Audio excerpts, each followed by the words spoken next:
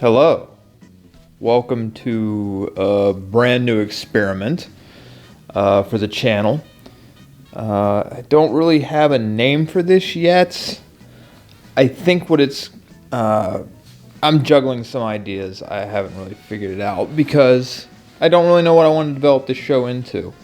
There's a couple of ideas, but how this came about is, since I do reviews and riffs on the site, that like when I first started out, it was primarily review, then nothing for a month, and then reviews, and then I started doing riffs to fill in the time so that you had something weekly at least from me. And then I started changing up a little bit more with front seat first takes, just to break up the monotony. And then I have direct riff, which is, just basically another riffing sort of thing. So it's more of a watching thing. But I wanted to figure out a way in which to incorporate more cartoons that I want to review, but maybe can't for various reasons. Like maybe they don't quite make the cut for review because they may not have something worthwhile. Like Dingo is always a go-to because the animation's awful, or it's something just out there. Like Polyworld is just, there's just so much going on with that I just couldn't. There was no way that I could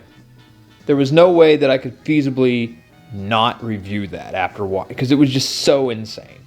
But this series is more or less based on those that don't quite make the cut, or maybe if I ended up reviewing it, that I'd probably end up with some sort of copyright strike, or some sort of takedown, or they get blocked, like my Inspector Gadget review or my Scooby-Doo review when Scooby-Doo tried puppets, which I loved, but apparently nobody else did, especially the people of YouTube and Warner Brothers. Any My Little Pony thing that I've ever reviewed, except for the live show, has always been blocked, so that opportunity is going to be here. Additionally, you can see I've set design is through the roof here. Figured I'd change up the scenery for this. Microphone right here, which I hope is actually collecting what I'm saying, because it looks to be sagging a little low. Oh, it's still there. I'm sure you love to hear that. Me touching a dead cat. But you're probably also wondering what on earth this is. Well, these are shot glasses that my girlfriend's library friends got for a Dirty Santa thing, and I wasn't even participating, and I got a present. So I got these 4 shot glasses of Mother Russia's 4 favorite sons, the presidents, if you will. Nikita, Khrushchev, Gorby, Vlad, and Boris. It's been sitting here. I figured I'd use it in some way, shape, or form. And they're filled with, since I can't drink and don't drink, the next best thing, that because I can't really handle caffeine all that well, and these are filled with Monster. If you've watched the reviews, you know that sometimes I just chug Monster, and I really can't handle caffeine very well. It's a lot like someone who's smoking a cigarette for the first time. It just doesn't end well, and it always goes bad. So we're going to, anytime I get exasperated from a review, I'm just going to take a shot to make it worse, I guess. I don't know. So yeah, we're going to see how well this goes. But my first review is this right here. It is My Scene, Jammin in Jamaica. It is a 44-minute feature-length film You have to remember that anything over 40 minutes can be considered a feature-length film. Thank you, MPAA. And it took me 20 minutes into this to realize that this was a Barbie production. Before we got here, was anything weird with River? Like, was he after anyone else? No. Why? He's kind of not paying a lot of attention to Barbie. You're kidding, right? I was not aware of that because apparently I can't read the cover of a of a DVD because they first mentioned Barbie and then Ken, which in this he's not named Ken, he's named River. Go figure. Yeah, but I guess you should really get to know what the story is about. So apparently Ken has a band. River has a band called Urban Desire, and they are in a competition that we don't know about because the movie starts out with them playing, and it looks like they're just playing a club, nothing too crazy, which is already a little bit different than what you typically see Barbie doing. But I'll get into this whole idea of my scene in a minute. So you see them playing this music, and 38 seconds into this film, I already knew I was in for a bullshit ride when they play these lyrics. Hit it, Sam. I'm so nervous, I feel sick. I hope I don't come off like a jerk. Yeah. That rhyme scheme clearly was changed because why wouldn't you go for the natural one, but you go for... God. Already. Bottoms up, Boris. Here we go.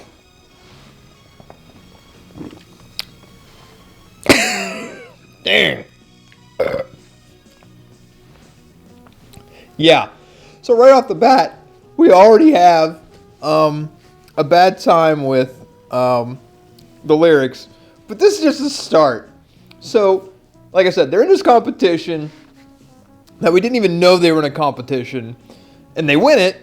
Ladies and gentlemen, our judges have reached a unanimous decision. The winner of the Beat to Beat competition is Urban Desire. Naturally, because of course Ken wins, and it's for this thing called Beat to Beat. It's a Battle of the Bands kind of competition, sort of like American Idol, but for bands. Which is something I don't know if they've ever done, but then again, I don't watch television that much. So maybe they have, maybe they haven't. Band on the Run is like the closest thing that I can think of, and that's VH1 from, I think, 2001. That's where Flicker Stick came from. That's a reference that's older than dirt, and good luck to you if you find it. Anyway, they win a trip to Jamaica for the finals, and the band and the songwriter get to go. And the songwriter is not Barbie, it's her good friend Madison, and she plays a major role later. She's also played by Kathleen Barr. This is before she got big with the Ponies. Kathleen Barr, at this point, has become, or is slowly becoming, the female version of Cam Clark to me. Cam Clark, especially in the 1990s, with Good Time movies, he's just ever present, and it depresses me. Kathleen Barr is slowly getting into that role as well, where I see her in all this garbage, and I feel like her talent's being wasted with this material that she has to work with. He's totally jazzed you're here. And wait till you hear the guys play. They've gotten even better.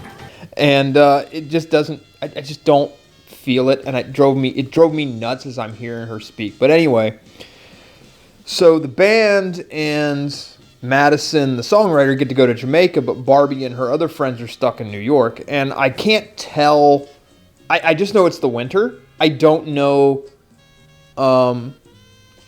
when in the winter it is, because another part of this whole movie is I can't tell how old these kids are, and I'm saying kids because they talk about their parents. Yeah, but there's still no way our parents would have shelled out megabucks just so we could hang with our friends in Jamaica. Because some of them can drive cars, but they live under their parents' roofs, apparently. Because there's a whole scene where they're trying to make money. Like, Barbie and her friends get this idea of, if we raise enough money, we can get to Jamaica.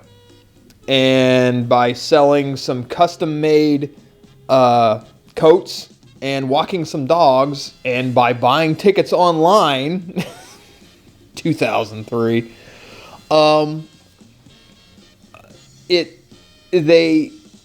they managed to get enough money, I guess, in 2 days or something like that to go. And so they surprise everybody down there. Mind if we come? Barbie! No way! What are you guys doing here? And meet up with them again in Jamaica, because surely unaccompanied minors can just fly down to Jamaica. That totally makes sense. To see the band Urban Desire, which is like a weird Blink-182 / Limp Bizkit type band.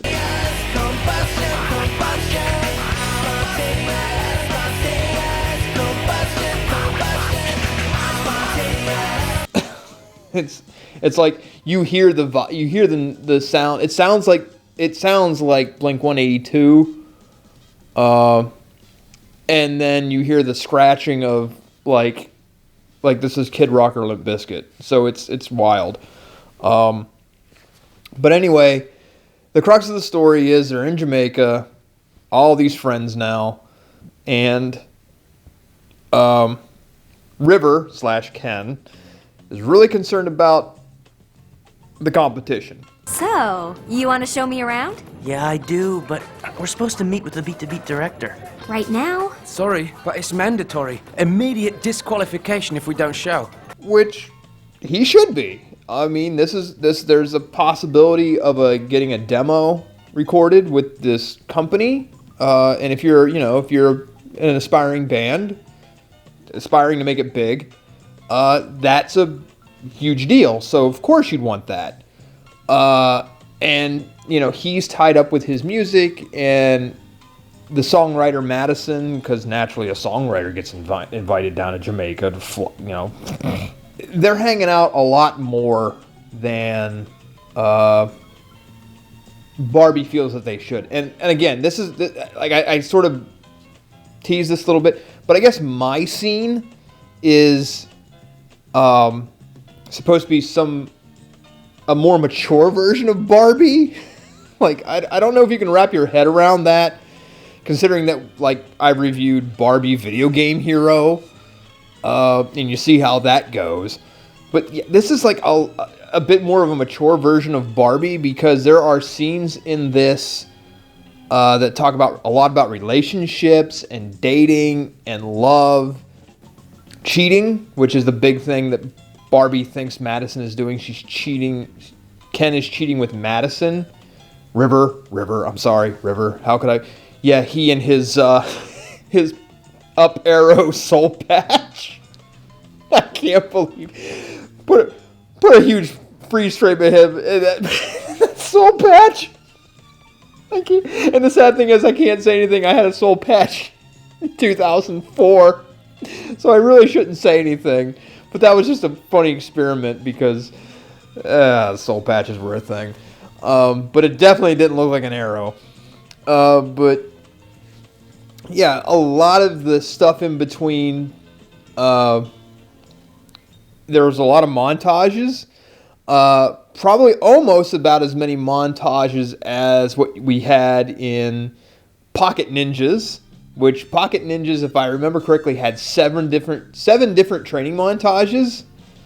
This one comes close. There's a lot of different montages of them having fun on the beach, playing like volleyball and driving mopeds and other things. Like, there really wasn't a whole lot of meat to this, and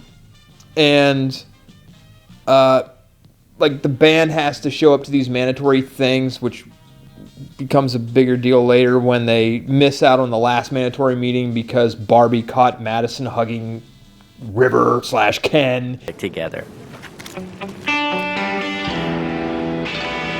No way. No way! No! Barbie! and she's like all, oh, and like loses her mind and runs away. You're a half hour late for our tech rehearsal. We've missed our slot. We're disqualified from the beat to beat. No! It's like soap opera, but like really light soap opera. Like if Nickelodeon was gonna ever make a soap opera, like this would probably be close to what it is. It's there's so much fluff. There's just no content in the middle. It's so much filler and awkward conversations. Chelsea and I just... It was dumb. Seriously, forget I asked. So, Ellis says he's asking Delancey out tonight at the club. Ugh, so many awkward conversations. All right, Gorby. Oh, wow. I didn't even notice this because I got Gorby's B is like all messed up. Oh, well. Let's go. Now you're Gory. Let's go, Gory. Hallelujah. Holy shit. Ugh. Oh. All the aftertaste up my nose.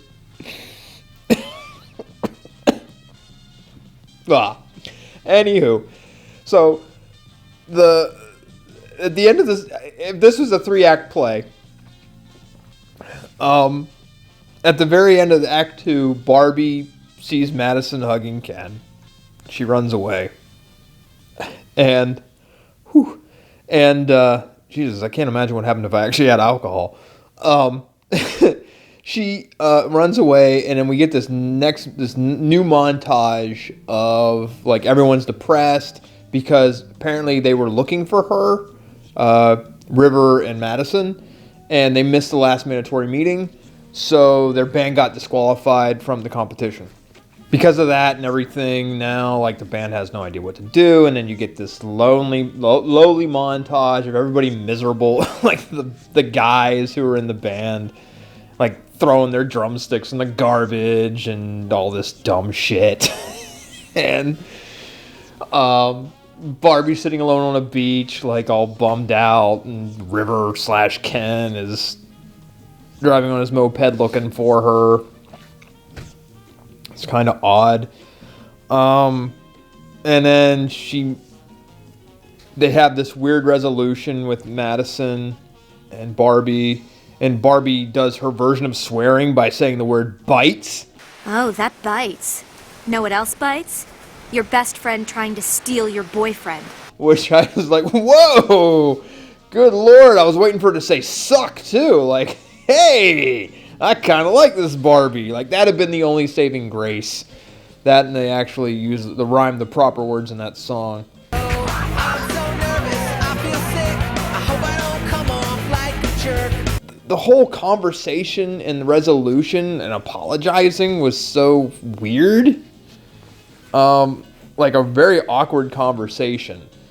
And it just, I don't know, it just didn't gel right. I knew you wanted time with River, and I knew you felt weird. And I even sort of knew you were afraid he and I were together, which we weren't, ever. But I pretended I didn't know. Barbie says she's going to make it up to everybody for causing all this trouble because she takes the blame for them getting disqualified. She finds the guy who's... Oh. This is messing me up already. Jesus.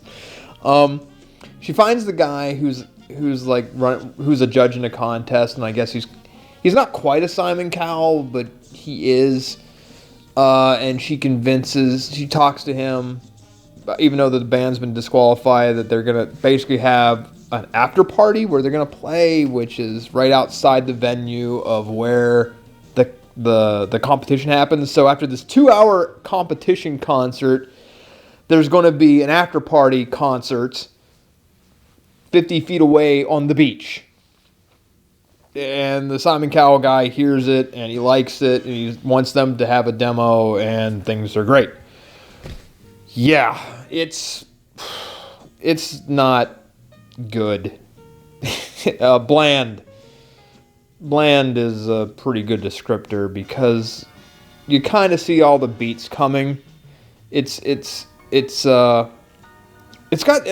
some odd spots. Like I said earlier, it's the more mature version of Barbie because, like, she says the word bites. Oh, that bites. The club dancing scene, they're dancing like mature adults would. Like, you know, like how young adults would dance. I mean, they're not bumping and grinding or anything like that, but they do dance somewhat seductively. I don't know. I'm not big into dancing, and I'm not familiar with the way the ladies dance. And then there's a lot of talk about relationships and pursuing things further, which, I mean, I wasn't uncomfortable with it, but to me, it's like, I think the goal of my scene is to get slightly older girls who are pretty close to tween, I think. Because I understand that Barbie is supposed to be for little girls and aspiring to do things, because, you know, Barbie's been everything, including an astronaut. But I think my scene takes that mature role and kind of pushes it further. And it's a little weird, but it doesn't stick out other than like these weirdly out of place things, like when like these things. Oh, and at the end, River and Barbie kiss, like they actually suck face, which was like, oh, you actually went there, okay. Not that it's like anything taboo. It wasn't like it was hardcore pornography or anything like that, but it was, it just sort of like, oh, okay, well, you're doing that. It's not as gross as Princess Castle when those two children suck face, but it's a little off-putting. Oh, that bites. Like, okay, let's go over some things here. Like animation. The animation, the best way I can describe it is like Nintendo 64. You know, like Nintendo 64 era graphics they're bad, but there's like so much ambition for what they're trying to do, like, you know, 3D and trying to capture this new way of playing games, and like, you know, they just haven't figured it out. Because this thing came out in 2003, and like it tries to do some things that you can almost admire it for, but it doesn't quite hit the mark. Like they have like pre-rendered scenes that the characters move around in. Kind of like with Trollland, except better. And so you kind of admire it for that. And there's like the one shot that really got me was they tried to do the sweeping beach shot of Barbie as she's sitting there depressed during one of the montages. So it's like they tried, but I don't know whether it was because of limitations of time or budget or what. It just doesn't always hit. Like there's some parts like when the band is playing and the people are dancing that it looks fluid. Like there's some parts that look really good, but they're like small diamonds in a large rough. So it's weird that way. It's got that going for it. Like it's admirable, but it's not great. There's small sparks of something that's like awe-inspiring, but it just falls flat. The story is bland as all get out. They didn't have much work with, and one of the things that like I was curious when I was looking for the credits. I was curious about the story and who wrote it. It was written by a woman, but I wonder how much input she really had, because it doesn't. I don't know if this person doesn't know how to write girls or what. We need amps, we need tiki torches, and we need you guys to be ready to play. Can we do it? Well, yeah, we... Yeah, it does all the things that I hate. like the slang terms of the day and whatnot, like sporty shorty sort of stuff, but it doesn't, it feels forced, like they don't talk naturally.